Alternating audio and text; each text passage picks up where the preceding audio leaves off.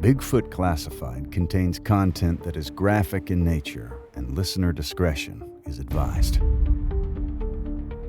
Bigfoot Classified relies largely on news documents, eyewitness accounts, press conferences, and interviews. Every episode is produced with respect to the victims, families, and communities involved. Some of the interviews, quotes, and broadcasts have been recreated. Numerous hours of research have been done regarding these stories. And if you have a theory, question, or feel that we've missed something, we encourage you to visit BigfootClassified.com. This is Bigfoot Classified.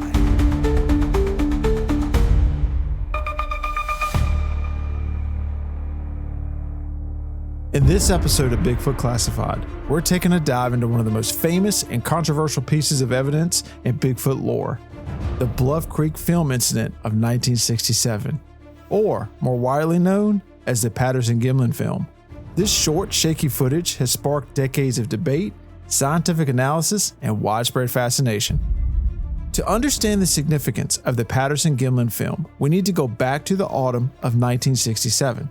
Bluff Creek is located in the remote wilderness of Northern California, in an area that has long been associated with Bigfoot sightings. The terrain here is rugged and isolated, with dense forest, steep hills, and numerous creeks carving their way through the landscape. This is prime Bigfoot country, according to many researchers and enthusiasts. Roger Patterson, an amateur Bigfoot enthusiast and filmmaker, and Bob Gimlin, an experienced outdoorsman and horse trainer, were drawn to Bluff Creek by reports of large, human-like tracks that had been found in the area. Patterson, who had been fascinated by Bigfoot since the late 1950s, was determined to capture evidence of the creature on film.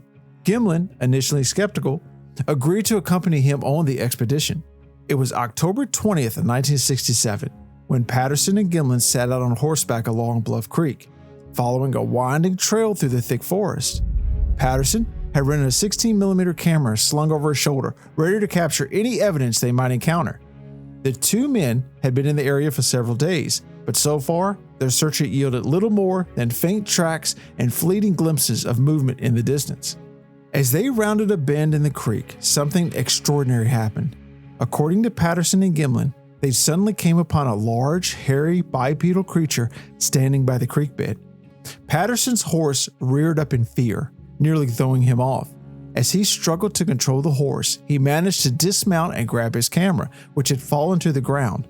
With shaking hands, he began filming. What Patterson captured on film would become one of the most famous pieces of footage in cryptozoology history. The creature, which they established to be between 6 and 7 feet tall, was covered in dark matted hair and walked upright on two legs. Its gait was slow and deliberate, with long swinging arms and a slight turn of the head, as if it were aware of the men but not threatened by them. The footage lasts for just under a minute before the creature disappears into the forest. The Patterson-Gimlin film, as it came to be known, was first shown publicly in the spring of 1968. It quickly became a sensation, drawing the attention of scientists, skeptics, and enthusiasts alike. The film was analyzed by numerous experts, each bringing their own perspectives and biases to the footage. One of the first to examine the film was Dr. Grover Krantz, a physical anthropologist from Washington State University. Krantz was initially skeptical, but after studying the film frame by frame, he became convinced that it showed a real, unknown creature. Krantz pointed to the creature's muscles visible under the hair and the fluidity of its movements as evidence that it could not have been a man in a suit. You can see the muscles ripple and shift under the skin, especially in the legs and arms, as the creature moves with a fluidity that's both unsettling and mesmerizing. The way it walks, with its distinct bent-knee gait, is something that immediately struck me as unnatural and unlike any human movement I've ever observed. Experts, including anthropologists and special effects artists, have weighed in, noting that if this footage is indeed a hoax, it's an extraordinarily sophisticated one, far beyond the capabilities of amateur pranksters. In interviews, Even seasoned skeptics have admitted that the detailed musculature and the way the creature's body interacts with the environment, such as the subtle shifts in weight and balance, make this one of the most perplexing and convincing pieces of evidence ever captured. As one researcher put it, if this is fake, it would have required a level of expertise and resources akin to those used in high-budget Hollywood productions. And even then, it would be hard to achieve such realism. Other experts were less convinced. Anthropologist John Napier of the Smithsonian Institute reviewed the film and concluded that while it was intriguing, it was not conclusive evidence of Bigfoot's existence. Napier noted that the creature's walk was unusual, but argued that it could still be replicated by a skilled actor in a suit. The gait observed in the film is indeed peculiar and unusual, but it's not entirely beyond the realm of possibility for a human to imitate, especially if one were trained or aware of the nuances of bipedal locomotion. The creature's bent knee stride, along with its slightly hunched posture, could be mimicked, although it would require careful planning and a deep understanding of biomechanics. However, the real challenge with this film lies in the lack of crucial details needed to make a definitive judgment. We must consider that the footage is grainy and the lighting conditions are less than ideal. We can't see the face clearly, which is a significant limitation when attempting to assess the authenticity of the subject. The ambiguity of the facial features leaves too much open to interpretation. Additionally, the quality of the film means we're working with a lot of unknowns. There are too many variables at play to arrive at a conclusive analysis. When you couple these factors with the lack of close-up shots and the distance from which the film was taken, it becomes increasingly difficult to rule out the possibility of a hoax. Even so, the film has sparked ongoing debate within the scientific community. Some argue that the overall proportions of the figure, including the length of the limbs and the muscle mass distribution, seem abnormal for a human, while others suggest that these effects could be achieved with a well-constructed costume. In interviews conducted later, even the most seasoned experts in both primatology and special effects have admitted that the footage presents a conundrum. While the odd gait might be possible for a human to replicate, especially with the intent to deceive, the limitations in the film's detail leave us in a position where, as scientists, we must acknowledge the uncertainties and refrain from making a definitive call. The lack of clarity in the footage continues to be one of the most significant obstacles in determining the true nature of what was captured on that day. One of the most persistent theories surrounding the Patterson-Gimlin film is that it was a hoax, with the creature being nothing more than a man in a gorilla suit. This theory gained traction in the early 1970s when Hollywood makeup artist John Chambers, known for his work on the Planet of the Apes films, was rumored to have been involved in creating the suit. Chambers, however, denied any involvement, and no concrete evidence linking him to the film has ever been found. In 2002, a man named Bob Hieronymus came forward claiming that he had been the one wearing the suit in the film. Bob, a friend of Patterson, said that he had been paid a small amount of money to don the costume and walk through the creek bed while Patterson filmed. He described the suit as being made of a horsehide and designed to look like a large, hairy creature. Roger came to me and asked if I'd help him with this film he was working on. He had this big, smelly suit, and he wanted me to put it on and walk around while he filmed. I didn't think much of it at the time, just figured it was a way to make a few bucks. Bob's claim has been met with skepticism by many in the Bigfoot community. Critics point out that his story has changed over the years and that he has never produced the suit or any other evidence to support his claims. Additionally, those who knew Patterson and Gimlin have described them as sincere and unlikely to participate in a hoax of this scale. I was there that day, in the depths of Bluff Creek, and I know exactly what I saw. As I've said many times, there's no doubt in my mind, and I'll stand by that until I die. What we captured on film was no man in a suit, no Hollywood trickery, just a real, living creature that we encountered unexpectedly. In interviews over the years, including the one I did for Sasquatch, Legend Meets Science, 2006, by Dr. Jeffrey Meldrum, I've reiterated this truth time and time again. The creature's movement, the way its muscles rippled beneath its hair, and its massive size. These are details I can never forget. Roger and I weren't equipped to create something so realistic, and we certainly didn't have the resources to pull off a hoax of this magnitude. Even in the Los Angeles Times, 2003, I emphasized that there was no deception involved. We were out there looking for signs of Bigfoot, but neither of us expected to come face to face with it, let alone film it. The footage we captured that day was as real as it gets. As I said in Sasquatch Odyssey, The Hunt for Bigfoot, 1999, I'm 100% convinced that we saw a real creature.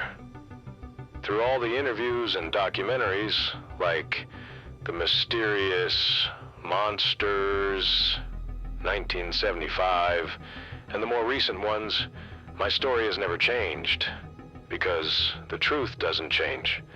No matter how much time passes, I'll stand by what we filmed that day, because I know what I saw. In addition to the film, Patterson and Gimlin also reported finding large, human-like footprints in the area where the creature was filmed. These prints, measuring around 14 inches in length, were cast in plaster and examined by various experts. Dr. Krantz and other researchers argued that the prints were too detailed and anatomically correct to have been faked, citing features like the flexibility of the toes and the depth of the impressions as evidence. The footprints were later analyzed by Dr. Jeff Meldrum, a professor of anatomy and anthropology at Idaho State University. Meldrum, a recognized expert in bipedal locomotion, concluded that the prints were consistent with a large bipedal primate and that they showed features that would be difficult to replicate with modern hoaxing techniques. These prints show characteristics that are difficult to fake, such as the mid-tarsal break, a feature seen in primates but not in humans. The depth and distribution of pressure suggest a heavy living creature. Despite these findings, skeptics argue that the footprints could have been artificially created using wooden or rubber molds. The debate over the authenticity of the footprints remains as contentious as the film itself. The Bluff Creek film incident had a profound impact on the field of cryptozoology and Bigfoot research. The Patterson-Gimlin film became the cornerstone of the modern Bigfoot movement, inspiring countless expeditions, documentaries, and books dedicated to proving the existence of the creature. In the years following the film's release, numerous organizations were formed to investigate Bigfoot sightings and collect evidence. The Bigfoot Field Researchers Organization, or the BFRO, founded in 1995, is one of the largest and most active groups dedicated to the study of Bigfoot. The BFRO and similar organizations have compiled thousands of sighting reports from across North America, many of which are consistent with the descriptions of the creature captured in the Patterson-Gimlin film. You know, the Patterson-Gimlin film was really a game changer. Before that, Bigfoot was mostly just a campfire story, something people talked about but didn't really believe in. It was this myth or legend, right? But when that film came out, it showed people that maybe there was something real out there. It wasn't just a story anymore, it was something you could actually see with your own eyes. The footage wasn't just some blurry shape in the distance. It was clear enough that you could see the muscles moving under the creature's fur, the way it walked, how its body moved. That kind of detail made it hard to just dismiss it as a hoax or someone in a costume. It really got people talking and thinking, what if this thing is real? And that's what sparked this huge wave of interest and research. Suddenly, Bigfoot wasn't just a fringe topic. It became something serious enough that people started dedicating time, money, and resources to studying it. Scientists, cryptozoologists, even people who had never thought twice about Bigfoot before, they all got pulled into the mystery. The film made Bigfoot mainstream in a way. It turned something that was considered pure fantasy into a legitimate question worth exploring. Even now, all these years later, the Patterson-Gimlin film is still at the heart of the Bigfoot discussion. It's probably the most analyzed piece of footage in the history of cryptozoology. People are still debating it, still arguing over whether it's real or not. But the bottom line is, that film changed everything. It opened up a conversation that's still going strong today, and it keeps the possibility alive that maybe, just maybe, there's something out there we haven't discovered yet. However, the film's impact extends beyond the realm of Bigfoot research. It also raised important questions about the nature of evidence and how we interpret it. The film has been used in discussions about the reliability of eyewitness testimony, the challenges of proving the existence of unknown species, and the role of media in shaping public perception. While the Patterson-Gimlin film has its share of believers, it also faces intense scrutiny and skepticism.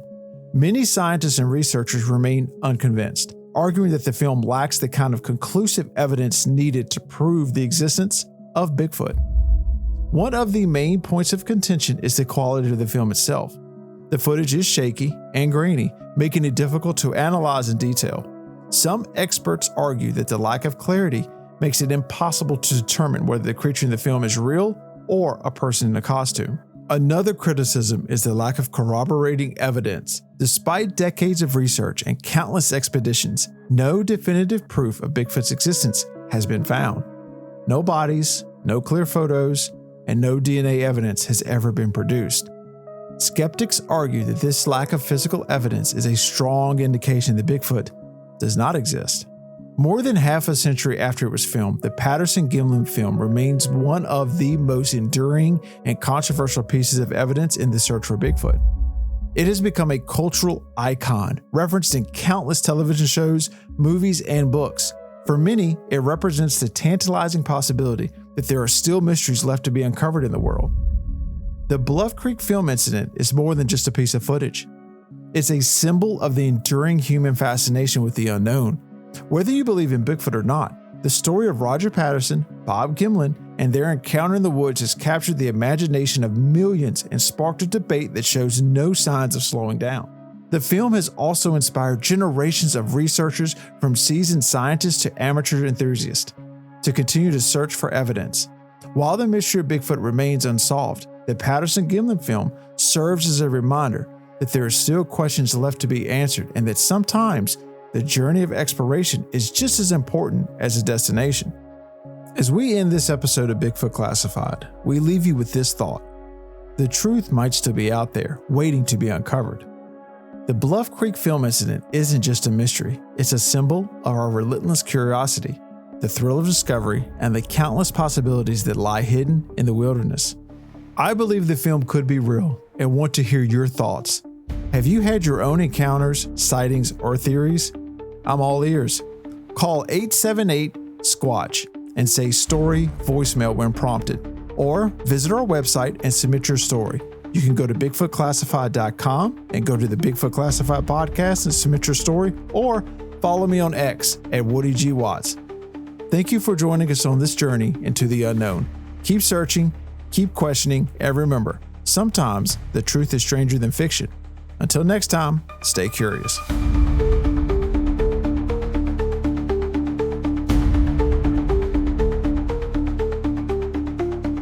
Thank you for listening to another episode of Bigfoot Classified. We want to hear your stories. Have you encountered Bigfoot, or do you have a wild Bigfoot conspiracy theory? Call us at 878-SQUATCH. That's 878-778-2824. And when prompted, say story voicemail and leave us a voicemail message. Your story might just be featured in an upcoming episode. And don't forget, subscribe to the podcast so you never miss an episode. If you have a Bigfoot conspiracy to share, email us at info@mediasquatch.com with the subject Bigfoot Classified. Until next time, Keep searching for the truth.